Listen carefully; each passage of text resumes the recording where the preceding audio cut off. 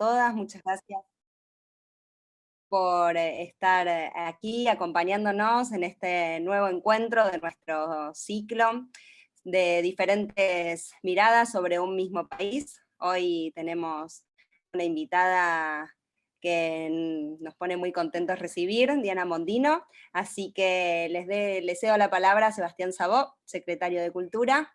Seba, ¿cómo estás?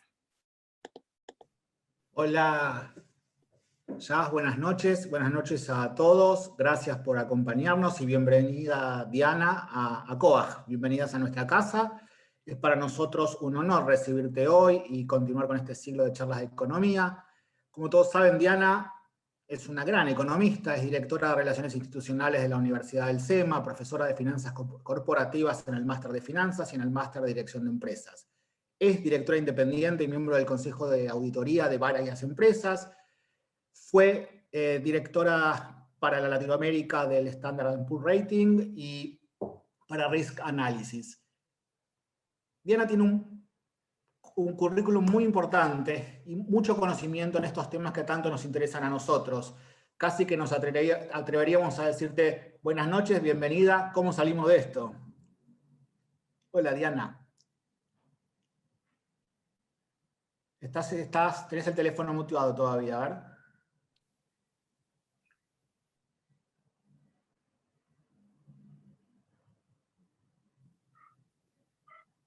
No se fue, ahí está perfecta. ¿Ahora sí? Sí. Ok, bueno, gracias. Bueno, gracias por la introducción. Por supuesto que sé cómo salir de esto. Y te lo resumo en una sola palabra: trabajando. El tema es trabajar cómo, trabajar quién, trabajar en dónde, trabajar para qué. Así que, bueno, todos ustedes conocen mi historia y todos sabemos que ha habido, digamos, toda Europa estuvo devastada, arrasada durante la Segunda Guerra Mundial, todos sabemos lo que era China hasta hace 15 o 20 años, todos sabemos lo que han pasado y sin embargo son países que han salido adelante. Así que no hay ninguna razón para suponer que Argentina no pueda hacerlo. La diferencia es si tenemos la voluntad, las ganas y el tiempo para trabajar como se trabajó en otros países para salir adelante. A ver, ¿cuál es el origen de los problemas argentinos? Bueno, el nombre que ustedes le ponen al ciclo es muy bonito. El ciclo ya de entrada se llama Distintas miradas para un mismo país. ¿Y por qué es importante lo de distintas miradas? Porque, bueno, las perspectivas, los puntos de vista y el tiempo que uno tiene para esperar una solución. Obviamente, un chico de 14 o 18 años, si es que piensa en su futuro, si es que está viendo qué cosas puede hacer, ve las cosas distintas que alguien que tenga 60 o 70 años. El tiempo y las ganas que tiene de esperar, cómo puede dedicar su esfuerzo, es diferente. Pero también hay otra enorme fuente de diferencia, que es de dónde provienen los recursos de esa persona. Entonces, pensemos que en Argentina, de los 40 y algo millones de habitantes que somos, más o menos, depende cómo llega la cuenta, etcétera, entre 23 y 25 millones de personas, o sea, más de la mitad de la población, recibe un cheque del Estado todos los meses. Algunos por trabajar, como los policías y los maestros, otros, o empleados públicos de diferente naturaleza, otros por ser jubilados o pensionados, otros porque son niñitos, otros porque es ayuda social. Entonces, la gente que está recibiendo esa prestación piensa distinto o ve con temor cambios que pudiera haber en el Estado, distinto que aquel que no recibe esos fondos del Estado. Impuestos pagamos todos, ¿eh? No es cierto que solo el sector privado paga impuestos. El sector privado paga muchos más impuestos, pero no son los únicos, porque los otros, de directa o indirectamente, también están pagando impuestos en menor proporción, pero como mínimo el IVA, a veces el IVA, está incluido en lo que se consume. Entonces, tenemos una situación en donde hay mucha gente que depende del gasto público. Y ese gasto público es muy superior, pero muy superior, a lo que el sector privado y público pueden pagar de impuestos. Por eso tenemos déficit continuamente. Por eso, digamos, en resumen, se gasta más de lo que tenemos.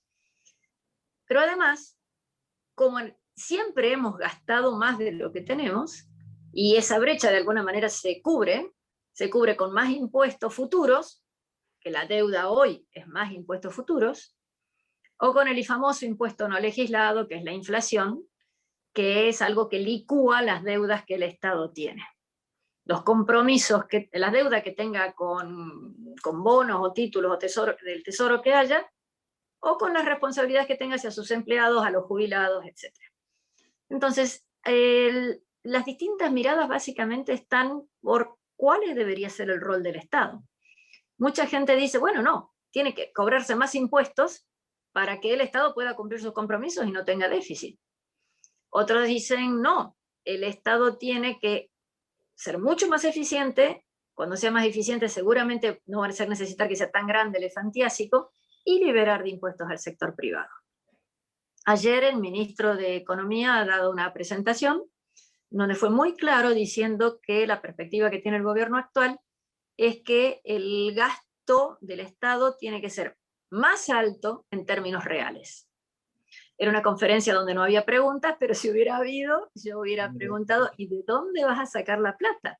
Porque si ahora no te alcanza, si crees que es necesario gastar más, ¿de dónde va a salir? También sería importante preguntar en qué vas a gastar. ¿Vas a hacer autopistas? ¿Vas a hacer hospitales? ¿Vas a pagarle más a las maestras y a los médicos? ¿Qué vas a hacer con ese dinero? Porque no solo se gasta mucho, sino que puede ser que se esté gastando mal. Entonces acá quiero desmitificar una o dos cosas y no les voy a mostrar para que no sea aburrido, pero les voy a contar algunos datos del presupuesto nacional. ¿Cuál es el principal impuesto que se cobra en Argentina? IVA, más que ganancias. De hecho, el segundo impuesto que más recauda en Argentina es el impuesto a lo que llamamos impuesto al cheque, que es débitos y créditos. Pero la suma de IVA más ganancias es apenas menor que los impuestos al trabajo.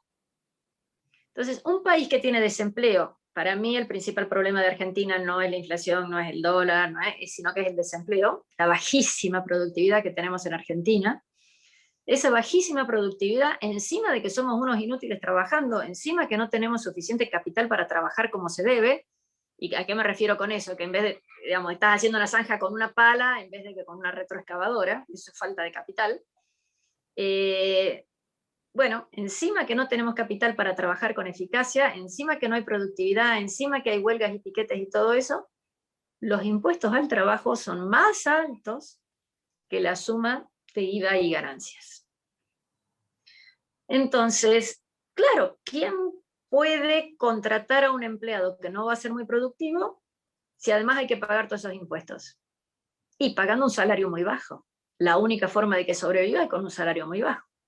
Y la gente acepta un salario muy bajo porque, bueno, porque no tiene otras oportunidades de trabajo, porque hay tanto desempleo que si alguien dice, che, yo por esa guita no trabajo, y bueno, hay 5 más que están haciendo cola que podrían tomar ese trabajo. Nadie nunca puede pretender cobrar más que su productividad. Le puede salir bien, pero no es sustentable en el tiempo la empresa que paga más a sus empleados por encima de su productividad. Un país no puede pagar más que lo que sea su productividad. ¿Y a qué me refiero? Como país, pagando la tasa de interés. Y la productividad es el crecimiento que pudiste lograr. Entonces, ningún país puede pagar una tasa de interés superior a lo que sea su tasa de crecimiento. Perdón, no la puede pagar con recursos corrientes, sino vos volvés a endeudarte un poquito más, y pagas la deuda vieja con nueva deuda. Y no hace falta que les cuente que eso es un verdadero problema. Entonces, las diferentes miradas que vemos en Argentina no son una cuestión ideológica fundamentada, digamos, no es que alguien hizo un conjunto de ecuaciones matemáticas que le da un resultado diferente que otro. Es más que nada si considera que el Estado debe tener una participación más grande en la economía o menor. Y es más que nada si considera que esa participación grande o chica puede o no mejorar la eficiencia. Entonces, hay un tercer elemento que este es más difícil, pero lo digo muy rapidito, que es decir que el Estado compite con el privado. A ver, en Buenos Aires tenemos verdulerías, el programa Verdulería en tu Barrio, en donde la boliviana de la esquina paga un alquiler, vive arriba, y que le ponen una feria en donde el Estado paga el stand y no le cobra impuestos a los tipos que están ahí. Entonces tenemos una competencia que el propio Estado está haciendo contra las actividades que podrían, tal vez, pagar impuestos. Entonces, en Argentina tenemos un presupuesto que, ya les dije, impuestos al trabajo son más que ganancias e IVA. Son un tercio. Los impuestos al trabajo son un tercio de la recaudación total. Y por ejemplo, vos tenés... ¿Perdón? Perdón. No, porque vos hablabas recién de los impuestos al trabajo, que son un tercio de la recaudación total. Pero a su vez, esos impuestos no cubren los gastos que están llamados a cubrir. Digo, la recaudación... La previsión social. Bueno, ahí voy. Ahí voy. Justamente, hoy escribí un artículo en El Cronista lleno de numeritos de este tipo de cosas, en donde la seguridad social en Argentina se lleva la mitad del gasto público nacional. O sea, más que lo poco que se haga de obra pública, más que lo que todos aborrecemos, los políticos, lo que cuestan, etc. En el presupuesto era 51% el gasto en seguridad social. Eso es jubilados, pensionados, la asignación universal por hijo y algunos otros gastos más. O sea, el sistema que estuvo armado hace muchos años, bastante mal armado, pero bueno, era con los que están trabajando ahora, vamos juntando un montón de platita y mientras le pagamos los pocos jubilados que hay. Cuando estos se jubilen, ya vamos a haber juntado un montón de platita, más vienen otros trabajando. Resulta que en este momento no hemos hecho un montoncito de platita para ir pagando la jubilación, y entonces el tercio de impuestos al trabajo, que además cubre, qué sé yo, el Fondo Nacional de la Vivienda, la obra social, el seguro de vida, etc., ese tercio no cubre el 50% que es el gasto. Por lo tanto, necesitamos aproximadamente 20, un poquito menos, 18%, déjenme decir 20, aunque sé que es una exageración, de impuestos adicionales, nada más que para cubrir la seguridad social. Y la seguridad social es un gasto absolutamente esencial desde un punto de vista humano, de mantener la cohesión de una sociedad, pero no es un gasto productivo. No es algo que mañana voy a tener más. No es como hacer una ruta que le baje el costo al resto de la gente, no es como educar a los chicos que mañana van a poder trabajar, no es como el policía que cuida que no haya un crimen. Entonces, es un gasto necesario, importantísimo para muchísima gente, importantísimo para el resto de la sociedad, pero que es un gasto que por definición no es reproductivo. Y ustedes me pueden decir, no, pero el jubilado va a comprar remedio, el jubilado compra zapatillas, paga el alquiler y la luz, entonces eso mantiene la economía andando. Sí, pero es gasto, no tiene posibilidad de que eso vuelva a la comunidad en más actividad.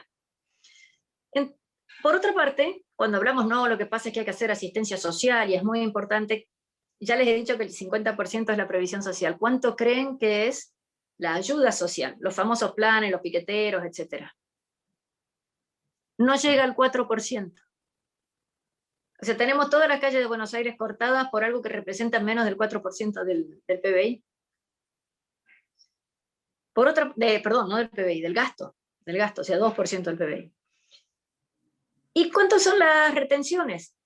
Te dicen, no se pueden reducir las retenciones, son inhumanos, y digamos, no tienen corazón aquellos que no quieren pagar retenciones, porque con eso tenemos dólares, y con eso podemos pagar el enorme gasto social, que aquel que gana más, que aquel que puede vender al exterior, comparta y tengamos ayuda social. Y es una falacia absoluta. O sea, lo que se necesita es una recaudación en general, pero no hay impuestos de asignación específica. Y si lo hubiera, son los impuestos del trabajo que van a la seguridad social, no lo de las exportaciones para los planes sociales. Un comentario, uno que dice, no, el Congreso, qué barbaridad, se subieron 40% el sueldo, y para lo que hacen, etcétera. Mucha gente piensa así. Bueno, es el 1,4% del gasto, o sea, es simbólico para aquellos que crean que no están haciendo su trabajo lo suficientemente bien, o capaz que la diputada Vallejo tiene razón y dice, miren lo poquito que nos pagan. Entonces, son números que nos impactan porque no es el principio lo que habitualmente creemos. Voy a los monotributistas, que la semana pasada hemos estado de show, que habían subido una barbaridad, después retrocedieron, ahora lo bajan, cambian la categoría, van a cambiar el nuevo sistema. Bueno, 4 millones de personas son monotributistas, un poco más, 4.200.000, una cosa por el estilo, es la cantidad de monotributistas. ¿Cuánto representa la recaudación total? 0,5%. Entonces, se ha modificado completamente la relación, y toda esa gente va a tener derecho a una jubilación. O sea, hay dentro del 51% de gasto, hay gente que alguna vez fue monotributista y que ya está jubilada. Entonces, bueno, las principales diferencias entonces que tenemos de concepción, o que ustedes dicen distintas miradas en el país, es de dónde salen los recursos para gastar en qué. Mucha gente agrega un punto entre los cuales yo me encuentro, que es decir, bueno, ¿quién decide en qué gastamos? ¿Quién decide que es bueno o malo que la pauta oficial sea mucho o poco, que se paguen espectáculos de teatro y además se lo pagan al artista Juancito o Pedrito? ¿Quién decide estas cosas? ¿De qué forma se deciden estas cosas? Ahí está la diferencia ideológica, no es una diferencia de concepción económica, sino de alguien que cree que hay decisiones que pueden ser centralizadas y de alguien que cree, entre los cuales me encuentro yo, que las decisiones es extremadamente ineficiente que sean descentralizadas. ¿Por qué digo que es ineficiente? En ningún país del mundo, por excelente que sea la gestión, el sector público puede ser más eficiente que el sector privado. ¿Puede ser necesaria su función? Sí. Indispensable, seguro, pero no que sea más eficiente que si hubiera sido privado. ¿Por qué? Porque hasta que se decide qué hay que hacer, hasta que se decida dónde se dedican los recursos, si hacemos una canchita de fútbol o le ponemos luces a una canchita de básquet, digamos, ustedes están en un club y decidir esas cosas, ya ven que todo el tiempo dicen, no, primero el gimnasio, no, después tal otra cosa. Bueno, el sistema colegiado de toma de decisiones que hay en un país hace que sea más lento. Una vez que se decide, hay que llamar a licitación. Una vez que se llama a licitación, prepararla, lleva tiempo, etc. Si en la emergencia no podés actuar rápido. Después hay que controlar que ese gasto haya sido bueno. Entonces, todas esas etapas hacen más lento y más cara cualquier decisión. Pero además hay un elemento básico, que es que el riesgo de la decisión o el error no es asumido por la persona que tomó la mala decisión. Entonces, si sale bien, es tu trabajo. Si sale mal, es tu trabajo. Mientras que en el sector privado, si sale bien, tenés algún mérito, algún beneficio. Si sale mal, a tu casa, o perdiste tu dinero. Entonces, esa diferencia en la capacidad de actuar, o en el objetivo, es muy importante. Miren, hace poco más de un mes hubo el caso de una chiquita que la secuestró un linchera y la encontraron a través de... Bueno, con una persona que conoce bastante del sistema de trato de los niños, hicimos la lista y encontramos, sin pensar demasiado, 14 entidades públicas que podrían haber trabajado para que esa nena y su familia estén mejor y para que no hubiera ocurrido, digamos, el secuestro que, bueno, terminó bien. Tenemos el Patronato de la Infancia, tenemos jueces de menores, tenemos el Ombudsman para niños, tenemos el hospital en donde la madre tuvo varios chicos, tenemos los camioncitos que van recorriendo, que esos son de la ciudad, no nacionales. Bueno, no les quiero aburrir. El colegio, que la nena y sus hermanitos no se estaban conectando, o sea, 14 entidades cuya obligación es saber lo que está pasando con esos chicos. Ninguna de las 14 actuó. Ninguna de las 14 había actuado antes. Ninguna de las 14 tenía en el radar a esta criatura, ni a sus hermanitos. Entonces, les estamos pagando el sueldo a estas 14.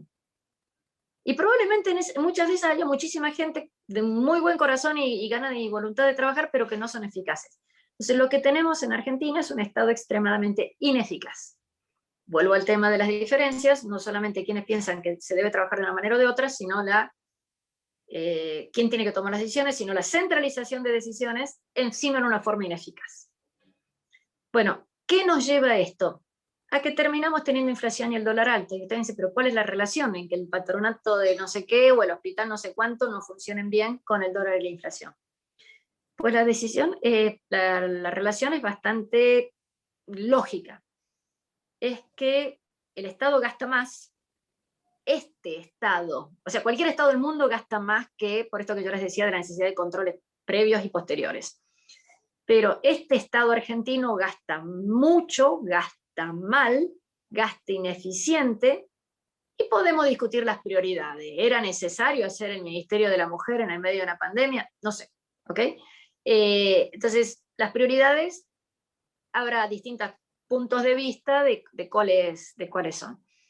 Y no alcanza la recaudación genuina que hay. Como los servicios son malos, se necesita que la gente esté gastando en servicios privados, el famoso de salud o educación que estamos discutiendo, salud en estos días. Entonces, el sector privado tiene que pagar impuestos por sí y por los demás, y tiene que gastar dinero en cosas que no coadyuvan a que haya cada vez más producción. Como el dinero no alcanza, de alguna manera se termina emitiendo para cubrir esos baches. Fíjense que no he mencionado el federalismo en la relación con las provincias, que las provincias dicen, no, mandame platita, que total yo estoy sentado acá y no necesito ser eficiente. Es más, me conviene portarme mal, así me tenés miedo y me mandas más dinero del que hubiera tal vez correspondido. Y la famosa anécdota de Alfonsín diciéndole a los sindicalistas, yo necesitaba sus paros para ir a negociar con el fondo. Pero bien, asumamos que es así, un Estado ineficiente, un Estado que está sobreendeudado y que gasta mucho y mal, un Estado, una sociedad, un país poco productivo, o un país que necesita trabajar para salir adelante. ¿Cómo solucionamos? Bueno. Antes de cómo solucionamos, parado frente a esta necesidad de reseteo, mi primera pregunta es, bueno, pero hay 23 millones de personas a las que le estoy proponiendo un ajuste, un cambio de su manera de vida. No. Eso es la propaganda con la que no está ladrado durante décadas. No, señor.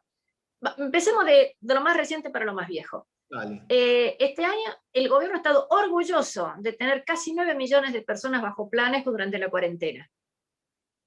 Bueno, puede ser que la cuarentena fuera necesaria, pero esa gente eran mozos, eran mucamas, eran oficinistas, eran operarios que estaban trabajando. Les impediste trabajar. Además, el mozo, la mucama, qué sé yo, tuvieron el repro, tuvieron alguna otra posibilidad de seguir trabajando, en algunos casos fue una ayuda directa o indirecta a través de las empresas, pero también fue muchísima ayuda a gente que estaba en el sector informal. Esa gente en el sector informal de todas maneras ya estaba en el sector informal, y de todas maneras lo que hacía, no sé, el que limpia los vidrios, el jardinero que va a la casa nuestra, el pintor, o sea, que porque no podía circular, no podía trabajar. Entonces tuviste un gasto enorme porque no pudieron circular. Pero esa gente puede volver a incorporarse al mercado de trabajo. ¿Por qué no se incorpora? ¿Por qué no han vuelto a abrir todos los restaurantes? Bueno, mientras haya cuarentena eso claramente es difícil. Pero el día que se levante la cuarentena, hoy en Nueva York hubo fuegos artificiales celebrando el fin de todas las restricciones. Algún día va a ocurrir eso en Argentina, espero que lo más pronto posible. Toda esa gente no va a volver a encontrar trabajo, porque destruiste capital. Destruiste al hotel, destruiste porque tuvieron que seguir teniendo una serie de gastos que no fueron necesarios en otros países. Entonces, esa parte no funciona. El empleado público, ¿por quién dijo que hay que echarlo? Lo que hay que hacer es que el empleado público trabaje. A ver, alguno de ustedes debe ser abogado. ¿Cómo funcionó la justicia este año? ¿Y el año pasado? Al que quiso hacer una transferencia automotor, el que quiso adoptar un chico. Explíquenme cómo ha funcionado todo eso. Si querés tener un agrimensor que te venga a medir tu casa para poder venderla, explíquenme cómo ha funcionado. Entonces hay un montón de actividades en donde ha habido un gasto que no fue eficiente. Yo digo simplemente, señor, venga y hágalo. Venga y si usted no hay suficiente lugar en la oficina para que usted trabaje, bueno, vaya y se va al banco de la plaza y cuida chicos que no se golpeen para que las mamás puedan estar trabajando. Reorganicemos los horarios. Resulta que los colegios tienen este horario. Bueno, la gente para ir a trabajar tiene, ¿qué horario? El mismo. Entonces, ¿qué hace la mamá? ¿Cómo lleva el chico a la escuela? Si tiene que, sobre todo mientras es chiquitito, mientras es una criatura, ¿cómo lo llevas y al mismo tiempo vas a trabajar? No hablemos de lo que han sido estos meses, ya 1 año y pico, sin escuela, ¿no? A ver, sé que está grabado y me encantaría que lo pongan en un short de un video. política de la mujer, de género me estás hablando cuando no permitís que los chicos vayan al colegio y por lo tanto la mamá o el papá o el tutor o el abuelo o el hermano mayor no pueden hacer nada porque el chico no tiene ni siquiera las 4 horas de clase? Y cuando tiene las 4 horas de clase hay que llevarlo, te tenés que volver o ir a trabajar y lo tenés que estar buscando en menos de 4 horas. Desde que te fuiste hasta que volviste, tuviste 3 horas con toda la furia. ¿Qué trabajo hay que sea de 3 horas? ¿Qué trabajo productivo hay? Que tenga alto nivel. Decime, hay un montón de cosas que tenemos que cambiar en donde toda la gente tiene que ser responsable de su actividad. No es echar gente. Ese es un mito que, digamos, la cantidad de gente que tenemos en la justicia debería ser suficiente para que los procesos judiciales sean así de rápidos. No se vaya ninguno a su casa, pero todos me trabajan las 8 horas. Y todos me contestan la demanda o lo que sea, rápidamente. Y te lo puedo poner en absolutamente cualquier otro ministerio. ¿Tenés un juicio laboral? ¿Tenés que hacer las conciliaciones previamente? ¿Cuánto tiempo es? Las maestras en la provincia de Buenos Aires, cuando asume María Eugenia Vidal, hacen un censo de maestras, de actividades, donde están, de escuelas. ¿Saben cuántas escuelas fantasma había? Escuela fantasma quiere decir, bueno, no sé, funciona un nocturno en arriba del mismo edificio, en un horario distinto, en donde durante el día hay un colegio no nocturno, un colegio diurno. Se pagaba portero, se pagaba limpieza, se pagaba se pagaba todo lo mismo, 4.000. Ponele que el número esté exagerado, que lo hayan, bueno. Entonces, cuando hay una gotera en el techo, la directora no tiene platita para ir a decir al cuñado o al portero, che, subiste el techo. No, tiene que hacer todo un proceso para que alguien le venga a arreglar la gotera. Eso se había mejorado bastante. De nuevo, en la gestión Cambiemos, mejoró, no sé cómo continúa ahora. Todas esas cosas no es echar gente, es trabajar. Y vos fíjate que el salario promedio en el Estado de las funciones básicas, que serían educación y seguridad, son salarios bajísimos. Son salarios bajísimos. Lo que pasa es que si esa gente se queda ahí es una de dos, o porque no está trabajando tanto como debería, o porque no tiene aceptación, capacidad, posibilidad de entrar al sector privado. ¿Por qué? Porque su productividad es baja. ¿Qué tenemos que hacer para que la productividad mejore? Obviamente entrenamiento, ese tipo de cosas, pero básicamente eliminar los impuestos al trabajo sobre un desempleado. Un señor que estaba cobrando un plan, cobra 10.000 pesos del plan, si empieza a trabajar y consigue el salario mínimo de junio de este año, que son 24.000 pesos, cuando vos considerás contribuciones y aportes, está pagando en total 10.000 pesos de impuestos. Entonces, el Estado dice, o te doy 10.000 o te cobro 10.000. ¿Cuál es el incentivo de alguien de trabajar? O me dan 10.000 o cobro 18.000, pero tengo que gastar en transporte, tengo que gastar en tiempo, no puedo estar haciendo changa, no se justifica. Es infinitamente más eficaz para el Estado dejar de gastar 10.000 que perdone por un año, por 2, por 5, para siempre, a los que están desempleados. Esa persona no paga impuestos al trabajo. El empleador va a tener un fuerte incentivo a contratar gente. Si contrata a un tipo, puede ser uno buenísimo que estaba trabajando en la fábrica de enfrente, que ese le va a costar impuestos, o un tipo desempleado que no le va a costar impuestos. ¿Cuánto mejor tiene que ser el que está entrenado con respecto al que no está? Entonces tiene un enorme incentivo el empleador en capacitar muy rápidamente al que viene desempleado para que pueda funcionar la cuestión. Entonces, empezás a alinear incentivos. Hoy no tenés ningún incentivo al trabajo. Mira, vos mencionaron, yo trabajo con varias empresas. El sector financiero, todos conocemos que los bancos van a estar cerrados, que tenés que pedir un turno, etc. ¿Qué hacen los cajeros de banco en el último año y medio? Antes vos ibas y había una cola infernal, ahora no puedes entrar. Y la cantidad de cajeros es la misma. Entonces, el tema, esa productividad ha estado en cero, ¿no es cierto? Entonces, necesitamos hacer un viraje en esas actividades. Por supuesto que yo andaría con un lápiz rojo y algunas actividades simplemente no las haría, ¿no? O sea, que el Estado Nacional haga publicidad los medios me odiarían, digamos, pero publicidad en las playas, para decir algo. Gastaron fortunas en carpitas en las playas y después resulta, ¿por qué el Estado tiene que hacer recitales gratuitos en una playa? Explícamelo. Que lo haga el municipio para atraer turistas, lo entiendo. Pero que lo haga la nación o la provincia. Independientemente de que además siempre están vinculados con algún sabor político de un color o de otro. O sea, no es función del Estado. Las funciones del Estado son solo 3. Seguridad interna, de que no te pelees. Defensa, de que no venga otro de afuera.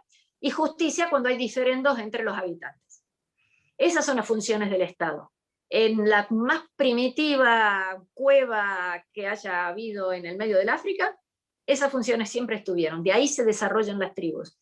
Después tenés funciones que es más eficiente y la verdad que es bueno para una sociedad que compartamos todos. Salud, educación, etcétera, porque eso nos da a todos, nos pone en un plano de igualdad. Díganme ustedes si la Argentina, la salud y la educación nos ponen en un plano de igualdad. Díganme si la seguridad funciona. Entonces el Estado no está cumpliendo sus funciones, pero gasta un montón de platita en generar el manual de estilo de cómo escribir en, ¿cómo se llama?, el lenguaje inclusivo. Bueno, ponele, es importante, hagamos un manual de estilo, el mismo para todos los organismos estatales. ¿Cómo que cada organismo estatal tiene su propio manual de estilo? Explícamelo. Eso se paga, eso se gasta, es PDF, son muchachitos diseñándolo, el consultor, ¿no? Entonces, ¿el Estado podría reducir su gasto? Sí. Pero mucho más importante que reducir el gasto y evitar esta preocupación que tú dices, ay, nos van a echar, ay, yo ya tengo casi los años de ser. Esa no es la preocupación. Señor, usted es maestra, usted va y da clase.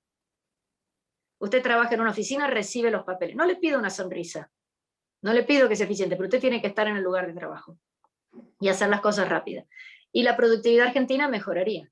Aquella persona que ha tenido un juicio de divorcio, este año no se pudo divorciar nadie si era contencioso, en Córdoba por lo menos, en Buenos Aires no sé, si vos tenés algún problema que se resuelve rápido, un juicio laboral, ¿cuánto dura? ¿5, 8 años?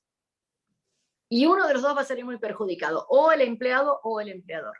No hay una regla que uno diga, bueno, si pasa tal cosa siempre va a ocurrir tal otra. Entonces, ahí tenemos. Hay otro punto que tenemos muy importante, que es que Argentina tiene que tener seguridad jurídica. Un contrato de alquiler es de la forma X, y vos sabés que si un señor no paga, puede ser que el desalojo sea en 2 días, en 2 meses, o nunca. Me da lo mismo. Pero definí un motivo, y siempre va a ser así. Es la seguridad jurídica. Haces un bono, el Estado acaba en julio o en octubre del año pasado, han terminado todo el proceso largo y continuo de los bonos, legislación argentina, legislación extranjera, en pesos, en dólares. Tardaron meses en hacerlo. 15 días después ya empezaron a modificarlo. ¿Cuál de las dos es mejor, la primera o la segunda? O sea, ese tipo de cosas hay que cambiar. Las reglas pueden ser malísimas, pero si todos sabemos que esa es la regla, nos adaptaremos. Lo que no puede haber es este cambio continuo. Otra cosa que necesita Argentina desesperadamente es modificar el costo del capital. Y acá me pongo un poquito más técnica y aburrida. Hay cosas que no necesitan pasar por el Congreso y que a las empresas les significaría un alivio extraordinario. Si sos exportador, el IVA te lo devuelvan rápido. El que tenga crédito fiscal, que se lo devuelvan rápido. En la empresa de mi marido hay crédito fiscal desde el año 2000, casi desde el año 2003. Nunca hemos terminado de recuperar ese crédito fiscal.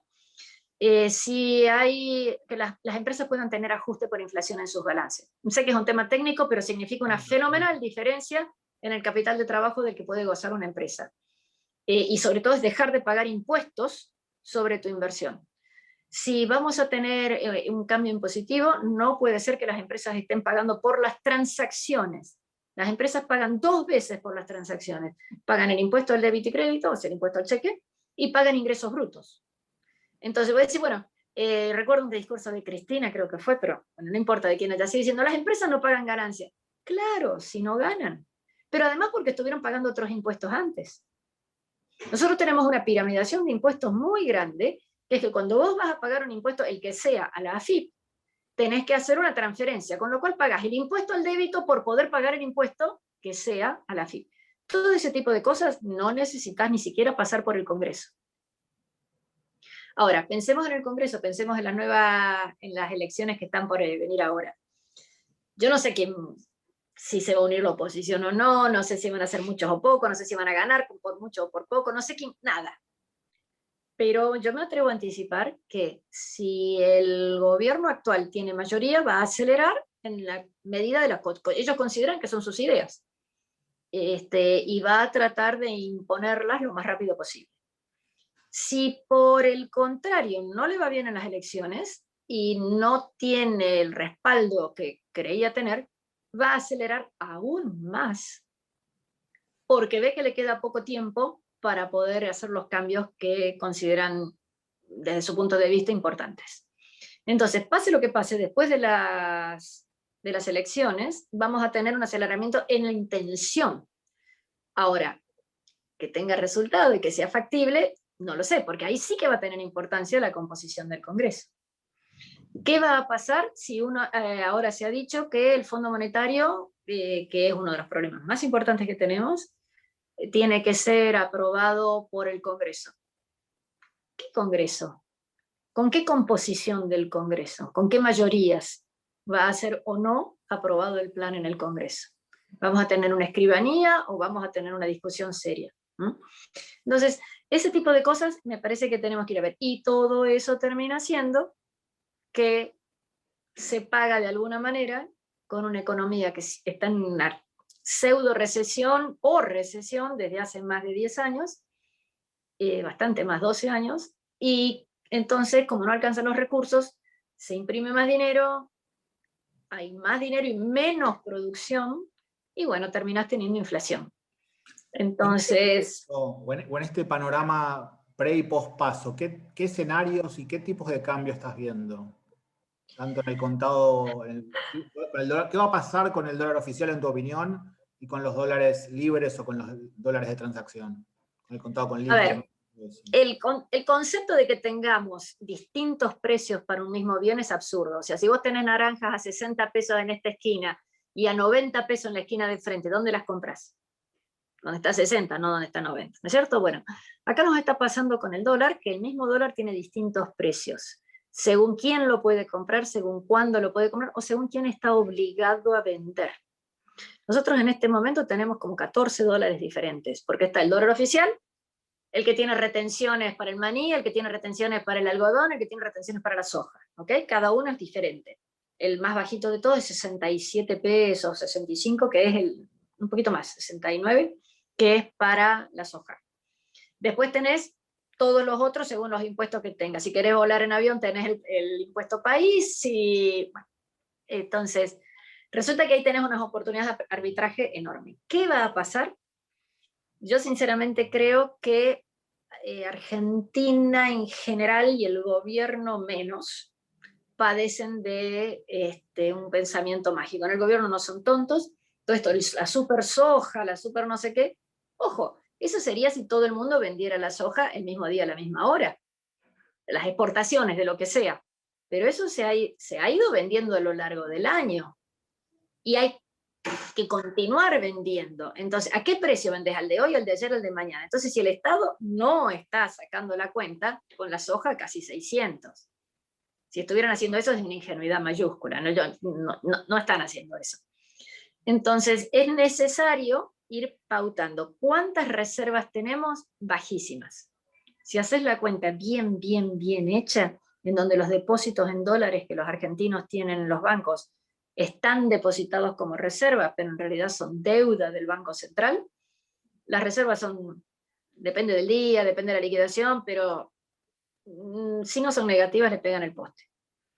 O sea, si llega a haber cuando el gobierno dice tengo 30 y pico mil de reserva, no señor, porque usted le debe a China y le debe a los depositantes argentinos, así que no son tan... Y a los ahorristas, a nosotros. Claro, son nuestros. Claro. Entonces hay 15, 16 mil millones que son de depósitos de argentinos. Entonces, ¿qué va a pasar con el dólar? Yo creo que el gobierno va a mantener todas las restricciones a las exportaciones, suicida, absurdo, lo de la carne no lo puedo entender, todas las restricciones a las importaciones, más absurdo todavía porque se necesitan para poder producir, o sea, qué sé yo, productos químicos, algunos elementos, o sea, no, yo estoy en varias empresas trabajo, hay una que no se consigue el tipo de goma de pegar que se utiliza para las etiquetas. Entonces tienen que poner una goma de pegar diferente, que no funciona. Es decir, ¿cuánto cuesta el frasquito de esta cosa para que la empresa pueda seguir produciendo con la calidad a la cual ya estaba acostumbrada y por la cual cobra un premium que le vende más caro a sus clientes? Bueno, y voy a decir, nada, total, si yo fuera el funcionario público, decía, no me jorobes, por una goma de pegar, por favor, salí de acá. Pero a esa empresa le resulta un problema. Y ustedes piensen que por un tornillo, un auto no está terminado, ¿no?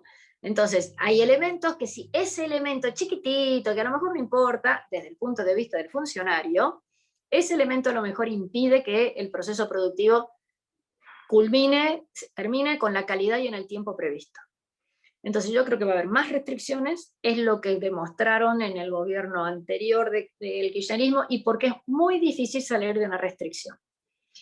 Hay un teorema económico que demuestra que cuando hay múltiples restricciones, eliminar algunas no necesariamente te acerca al óptimo. Entonces, uno diría, no, pero ¿cómo puede ser? Si vos eliminás tal cosa, debería ser mejor que tal otra. Pero no, piensen desde el punto de vista, a ver, por ejemplo, una empresa, los salarios que se pagan en las empresas son bajos, pero el empresario sabe que eventualmente puede tener un juicio laboral. Entonces, si vos decís, no, los salarios son altos, los liberamos de los salarios, te dices, ajá, ¿y qué hago con el juicio laboral? O si decís, se elimina la posibilidad de hacer juicio laboral, el empresario dice, che, con esto que me pagan, no se justifica. Entonces tenemos una serie de restricciones que quitar algunas no necesariamente mejora al resto. Tenemos que trabajar en conjunto de ir liberándolas lo más pronto posible, pero lo más simultáneamente posible. Y muchas de esas restricciones no son... Perdón, dale. No, iba a decir el dólar. Muchas de esas restricciones son culturales, ¿no te parece? Son Son parte del sistema reglamentario. A ver, el famoso cuento, si un argentino va a trabajar a otro país, se adapta a las reglas de otro país, y a veces le va bien, a veces no.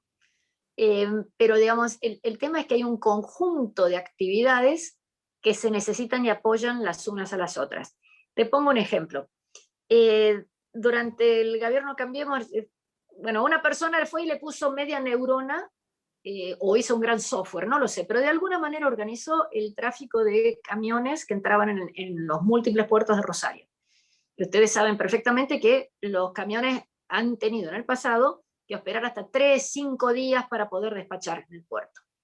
Entonces este señor, de alguna manera, que desconozco si fue fácil o difícil, caro o barato, pero la cuestión es que organizaron de determinada manera que cuando alguien iba a cargar, te mandaban un mensajito y te decían, tenés turno el miércoles a las 3 de la tarde, más o menos 2 horas, vos salías de ahí. Esto tiene una importancia fenomenal, pero fenomenal, porque ustedes piensen que en un viaje, si uno de Salta a Rosario, se tarda menos de 5 días. Si cuando llegabas tenías que esperar 5 días, no podías hacer otro viaje. En cambio, si vos podés ir y volver, amortizás el capital camión, el salario del camionero, con más cargas que si tenés que hacerlo con una sola. Entonces, eso baja el costo brutalmente, el costo de logística baja, o le mejora el margen al señor camionero. O sea, da lo mismo. O sea, hay más guita para que se repartan entre todos porque no estuviste perdiendo 5 días esperando que te descarguen el camión. Obvio. ¿Quién protestó? ¿Quién protestó? Piquete. Los puticlub que estaban a la entrada del puerto. Porque esos tenían los clientes que tenían que estar esperando para hacer la cuestión. O sea, todo está imbricado de alguna manera. Vos dirías indudablemente este reseteo o esta necesidad de generar cambios muy profundos y de fondo va a generar necesariamente perdedores. Las chicas del puticlub de tu ejemplo. ¿Sí? A ver, pero las chicas esas podemos tener dos formas. La justicia dice, ay, pobres, son víctimas. O los que están del lado de la perspectiva de género, es su decisión, mi cuerpo, mi decisión. O sea, hay distintos puntos de vista. Pero esas señoritas podrían trabajar tal vez en alguna otra actividad, o podrían venderle tortas fritas al señor del camión. O sea, no estás condenado una vez que tenés una cierta actividad a hacer eso para siempre, por siempre, en ese lugar. Una cosa que, digamos, si yo fuera ministro, una de las primeras cosas que hay que hacer es reducir rapidísimamente todos los costos de relocalización. Vos tenés una casa, querés venderla, te cuesta, además que tardás mucho tiempo, te cuesta 5, 8, entre comprador y vendedor hay un 10% de costos importante. ¿Por qué? Eso hace que vos te cueste muchísimo irte a otro lado. Vos tenías trabajo... No, pero si estabas en el pueblo A y te querés ir a la provincia no sé qué del pueblo B, cambiarte de laburo es extremadamente difícil. Miren, Australia no ha tenido recesiones, salvo ahora este año por la pandemia, pero digamos no ha tenido recesiones en más de 25 años. Y uno dice, qué bárbaro, qué flexibilidad la economía. No, lo que pasa es que ha tenido sectores muy exitosos 3, 4, 5 años, que en algún momento, por ejemplo el minero, caen los precios, deja de ser. Las migraciones internas son fenomenales. Vos te quedaste sin trabajo por la brutal sequía que mató en el 2011, alrededor de los 2011 hubo una sequía que duró 4 o 5 años en Australia. La gente que trabajaba ahí se fue, esa gente que está en el medio de Australia, se fueron a las dos costas. Comprás y vendés y te vas. ¿Vas a vender al mismo precio que compraste? Y no. A lo mejor ganás, a lo mejor perdés. Pero no hay nada que te lo impida. Vos tenés un contrato de alquiler, los genios estos que pusieron un contrato de 3 años y que tienen que declararlo y que si no lo declaraste te van a quemar en la plaza pública. ¿Qué terminó ocurriendo? El costo del alquiler es más alto y hay menos departamentos alquilados. Entonces perjudicaste al locador y al inquilino. Dale flexibilidad, permitir los contratos muy rápido. Si un desalojo fuera rápido y fácil, los alquileres bajan al día siguiente. Porque vos sabés que si un tipo no te puede pagar, y ese tipo a su vez se va porque conseguiría fácil en otro lugar. O sea, hay restricciones que no es despedir gente, no es ni siquiera hacer la tarea ciclópea de intentar que trabajen, o de capacitarlos nuevamente, sino esto. Argentina está embarcada en un proceso desde hace 2 años de entrenamiento de la totalidad de los empleados estatales, más, por ejemplo, si querés, algunos trámites, si querés sacar la carnet de conducir, por ejemplo, que es la capacitación de toda esta gente en la ley Micaela, que es una de estas leyes de perspectiva de género. No niego la importancia, pero lo que cuesta eso, lo que cuesta, la rigidez que te impone, quién da el curso, cuánto le pagás al que da el curso. ¿Por qué no me le hiciste un videíto? La primera vez dieron el curso, le sacaba la fotito, y que todos lo estemos viendo como acá. ¿Cómo que tenés que dar el curso personal a 3,5 millones de personas? No lo haces con matemáticas, los chicos no necesitan ir al colegio, los chicos pueden aprender. Y eso sí tiene que ser personal. O sea, hay un montón de cosas que podemos modificar en Argentina sin echar gente. Si hay un señor que es un atorrante, bueno, ese sí, ¿ok? Pero no tenemos por qué soportar este tipo de cosas. La inflación. A ver, una explicación de nuevo aburrida. Cuando dicen la inflación es en todas partes y en todo lugar y en todo momento un fenómeno monetario. ¿Qué es? La oferta de dinero comparada con la demanda de dinero. ¿Vos para qué demandás dinero? Para comprar cosas. Si hay cada vez más dinero porque el Estado emite porque no le alcanza para pagar sus propios gastos. Y la gente dice, che, total esto el año que viene no me alcanza para nada, no quiere tener pesos, no quiere ahorrar en pesos, ¿a dónde va? Al dólar. O se quiere comprar un nuevo par de zapatillas, pero resulta que no hay producción. Entonces, has tenido las fábricas cerradas durante 3, 6 meses según el rubro, los hoteles, el esparcimiento, ir a un recital, o sea, la gente no ha tenido en qué gastar, sabe que se le va a diluir en el tiempo el valor de eso, entonces tenés más oferta, menos demanda. Decime vos cómo no va a haber inflación. Entonces, cuando dicen es una cuestión heterodoxa, es una cuestión de control de precios. Distributiva. ¿Cómo? Dicen que es producto de la puja distributiva. Claro, de la puja distributiva del propio gasoil, que el Estado le sube el precio ¿cuántas veces? 6 veces en el año. Si suben los impuestos, es puja distributiva ¿entre quién? ¿Entre productor y consumidor? ¿O entre productor, consumidor y Estado?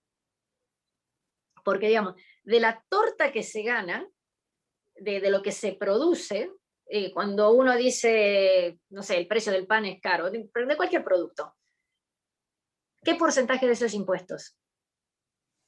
¿La mitad? ¿Un poco más? ¿Un poco menos? Pero en ningún producto es menos del 40%. Tenés IVA 21 e ingresos brutos según la provincia en la que estés. Más todas las etapas anteriores que han tenido ingresos brutos. Entonces, si en el medio de la pandemia la mitad de las provincias subieron ingresos brutos, explícame de dónde está la puja distributiva. ¿Quién es el que pide más? El ingreso bruto está adentro del precio de las cosas. O la empresa gana muchísimo menos. Les hago un ejercicio a todos los que están acá y por favor contesten con absoluta seriedad. Y si tienen lápiz y papel, anoten su propia respuesta. Hay un producto que vos lo compras a 100 y poner que seas un mayorista y lo vendés para hacer fácil la cuenta, a 110. Con esos 10 pesitos te alcanzan, como son muchas unidades, para pagar la luz, el gas, el teléfono y irte de vacaciones de vez en cuando. O sea, compras a 100 y vendes a 110. Compras a 100 y vendes a 110. No digo que te queden 10, digo que con ese margen vas viviendo. Si a vos te llega la lista de precios que te dicen que el mes que viene este producto va a valer 110, ¿qué precio le pones hoy? ¿A qué precio lo vas a vender? Vos podés decir, no, yo tenía un 10%, entonces como era 110, el 10% lo voy a vender a 121. Otros van a decir, no, como yo lo compraba con 10 pesos, 110 más 10, que era lo que me alcanzaba, lo voy a vender a 120. ¿No? Entonces, bueno, el que saca el porcentaje lo vende un cachito más caro que el que lo saca en valor nominal. Pero señores, si yo lo compraba a 100 y lo vendía a 110, pero tenía gastos en el medio, no me alcanza para comprar a 110. Yo tengo que subir el precio antes de que me llegue la reposición, porque si no, no me alcanza ni para comprar la reposición. Me quedo sin capital. Si esto era una lata de durazno o 100 latas de durazno, y yo no puedo subir el precio con anticipación a que la nueva lata la tenga que pagar a 110, no voy a poder comprar, no voy a poder reponer mercadería. Entonces, cada vez que te anuncian un aumento de precios, por el motivo que sea, porque subió el aluminio de la lata que voy a tener que comprar, y el aluminio subió porque le subió el costo de la energía o porque el precio de, no sé, lo que sea, yo necesito anticiparme y subir, si no me descapitalizo, si no, no tengo forma. O me endeudo para comprar la 110. Al proveedor le digo, che, bueno, te lo pago dentro de 15 días, necesito alargar los plazos, o no le pago la factura la semana pasada. Entonces, el punto es, entonces me decía, bueno, claro, porque le avisaron. Entonces, bueno, hagamos de cuenta, yo no te aviso. Perdón, el proveedor no me avisa. Entonces, de 100 yo lo vendía a 110 y de pronto vale 110. Yo no tuve tiempo de anticiparme. No le puedo comprar. Va en beneficio del proveedor avisarme que me va a subir dentro de una semana para que yo pueda subir mi precio antes para seguir teniendo plata para comprarle a él. A ver, vamos, muchachos, estamos en el Club ACOAG, no me digan que esto no lo saben todos, y lo llevo en genético, lo tenemos todo adentro, por favor. Entonces, decir que esta es la puja distributiva, cuando el gobierno te dice, te voy a poner en impuesto solidario, o te voy a subir el impuesto a los bienes personales, o lo que sea, ajá, ¿y con qué crees que lo voy a pagar? Entonces, ¿de dónde va a salir la plata para pagar bienes personales que le acaban de subir? Solamente de que suba mi precio o de que venda algo que tengo líquido. Me resigno y vendo los bonos que tenía ahorrados. O saco el depósito que tenía en el plazo fijo y con eso pago. Achicaste el sistema financiero y te financiaste el Estado. Entonces, es mucho más fácil de lo que parece arreglarlo si todos nos ponemos a trabajar. Yo vuelvo un minuto para atrás, porque yo te interrumpí en la mitad y me quedé con el tema del dólar. Sí. Esta proyección, es verdad, tenemos 14 precios para un mismo bien. Eso es esquizofrénico. Pero, ¿qué estás viendo vos en el escenario post-paso, prepaso, en este momento tan anárquico que estamos viviendo? A ver, si yo no tengo información de lo que puede ocurrir con el Fondo Monetario. Sí hay cierta racionalidad. Tenemos los 4.000 y pico millones estos de que todavía están para desembolsar de los DEC, los 9.000 millones que todavía estaban acordados con Macri, pero que no han sido desembolsados. Y si en vez de hacerse los taitas y los machitos en las PASO, antes de las elecciones, después de las elecciones, y demorar 9 meses para una reestructura, toda esa plata ya la tendríamos adentro. ¿Estamos a tiempo de tenerla? Sí, porque nadie quiere que se caiga Argentina. Pero cada vez recibimos menos simpatía, o sea, nadie quiere que se caiga ningún país, ¿no? Pero hay un tema que el gobierno tiene que tener en cuenta. No somos el único país que está con un programa con el fondo. No le pueden dar un trato diferencial a Argentina y a algún otro país de África decirle, no, vos sí me pagás, pero Argentina, bueno, dale todo lo que quieras. Entonces, eso es mucho para la gilada, decir, no, no vamos a arreglar, no vamos a hacer nada. Porque si no arreglamos, bueno, no arreglen, pero no me pidas más. Algún día me vas a tener que pagar, tus tataranietos me van a pagar, pero no me pidas más. Entonces, este tipo de comportamiento creo que es muy importante tener en cuenta. ¿A dónde va el dólar si el Fondo Monetario no nos ayuda? Infinito, mirarlo allá arriba, es poco. Porque no hay. Si seguís la restricción esta de las exportaciones, para mí es inconcebible. Y es un excelente símbolo de personalidad, porque la información que vamos sacando después es que no era algo planeado, no era algo decidido, sino que se calentaron y por no retroceder, ahí quedó. El daño hecho es inconmensurable, inconmensurable. Digamos, la embajadora de Israel ha dicho, muchachos, si ustedes no sé si me van a vender, le compro al de al lado. O sea, la próxima vez que Argentina venda carne va a vender más barato, porque no sos un proveedor confiable, vas a hacer solamente venta de ocasión, de liquidación. Entonces esto, y afecta a todo el resto de los productos, no solamente a la carne, ¿no? Entonces eso te quita una posibilidad de adaptación realmente muy, muy, muy, muy grande. Tenemos otra cosa que también es importantísima en esto, creo.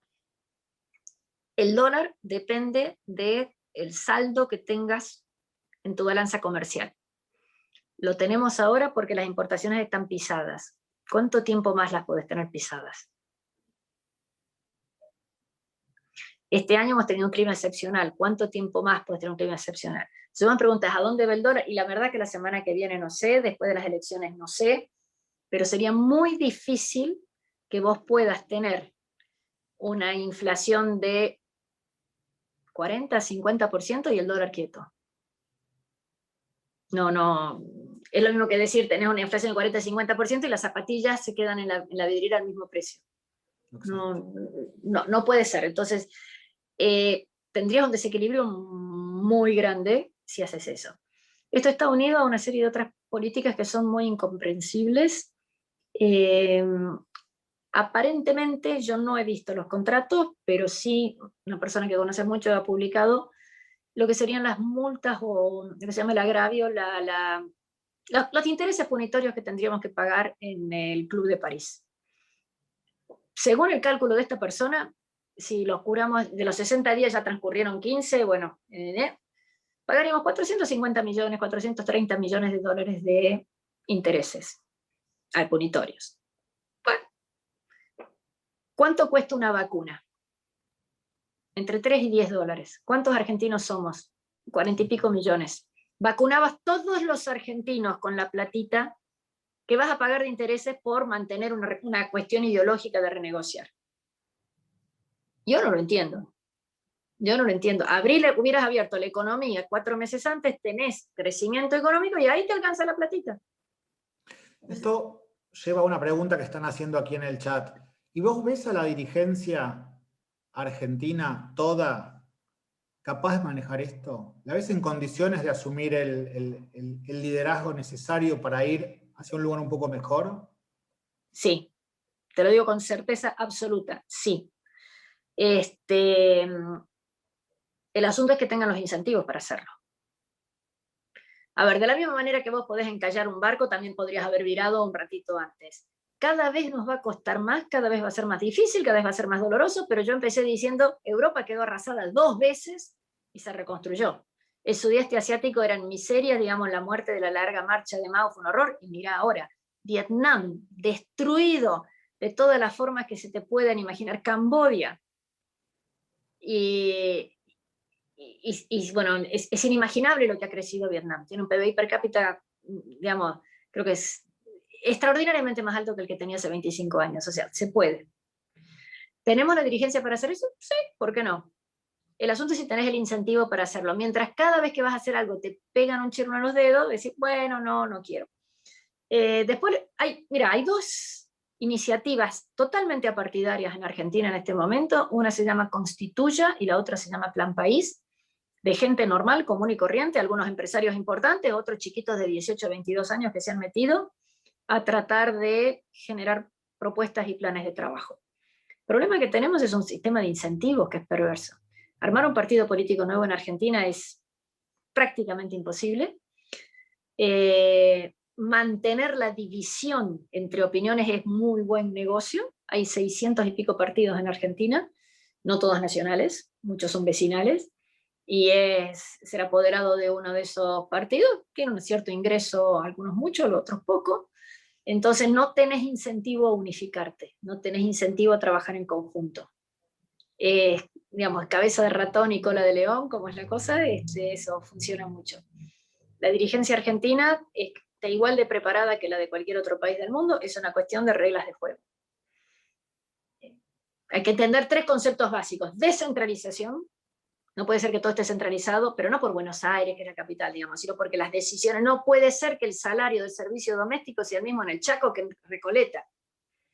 No puede ser que alguien que trabaja en la industria plástica en Catamarca cobre lo mismo que digamos, que no puede ser que alguien decida que tiene que haber gente trans en tal o cual. Los argentinos somos todos iguales. Entonces, igualdad ante la ley, descentralización, y el Estado dedicado solamente a las actividades que solo el Estado puede dar. ¿Es fácil? Clarísimo. Y decirlo es fácil.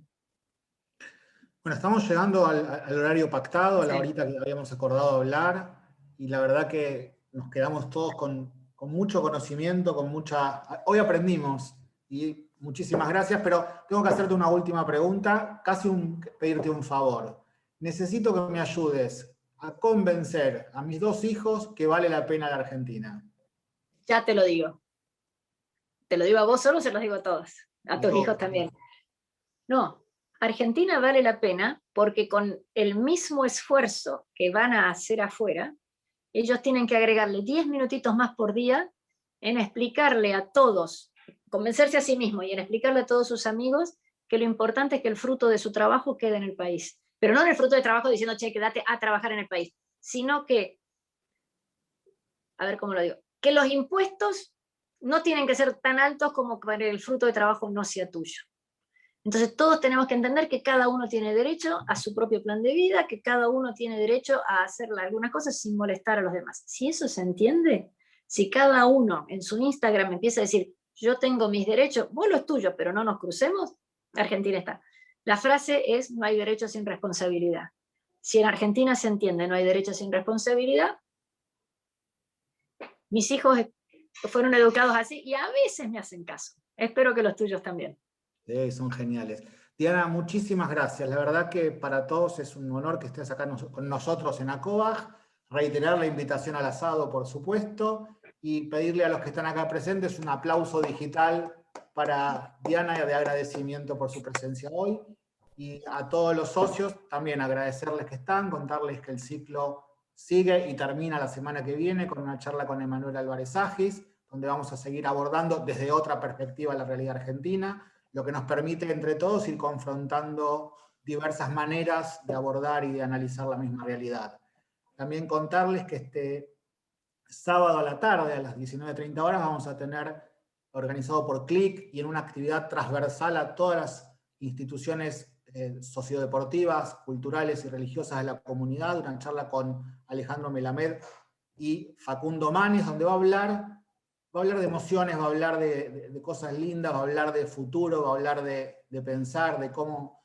Los invito a esa charla porque va a estar realmente muy buena, y contarles que el plan Virtuali de ayuda a los adultos mayores, para que los jóvenes le enseñen a los adultos mayores a manejar gadgets y diversas plataformas digitales y herramientas digitales, necesita de voluntarios jóvenes, así que si alguno se puede sumar y colaborar con el plan va a estar buenísimo. Y nada, gracias a todos por participar de las actividades de ACOAG. Muchas gracias, Diana. Buenas noches a todos. Gracias a ustedes. Nos vemos. Hasta luego.